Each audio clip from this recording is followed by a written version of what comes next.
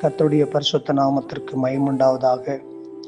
ஆதியாகமம் 26ஆம் அதிகாரம் 22வது வசனம். பின்பு அவ்விடம் விட்டு பெயர்ந்து போய் வேறொரு துறவை வெட்டினான். அதை குறித்து அவர்கள் வாக்குவாதம் பண்ணவில்லை.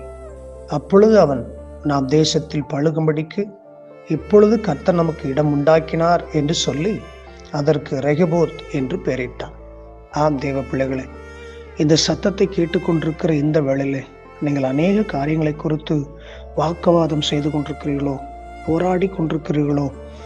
வேதம் சொல்லுகிறது, ஈசாக்கு துறவு தோண்டினான், ஏசைக்கு வந்தது, சித்தனா வந்தது, அதெல்லாம் போராடி அமலேக்கர் அதை துருத்து போட்டார்கள். ஆனால் அவனுடைய விடாமுயற்சியினால் துறவை தோண்டினான். கர்த்தர் அதை ஆசீர்வதித்தார், ரெகபோத்தாய் மாற்றி கொடுத்தார். அதற்கு பிறகு யாரும் வாக்குவாதம் பண்ணுவதற்கு வரவில்லை. இன்றைக்கு உங்களுடைய விடாமுயற்சி தேவன் பேல் வைத்து செயல்படுங்கள். உங்களையும் கர்த்தர் ஒரு ரெகபோத்தாய் ஆசீர்வதித்து உங்கள் வாழ்க்கையில ஒரு பிரச்சனையும் இல்லாதபடி கர்த்தர் மாற்றி தருவாராக. God bless you. Amen.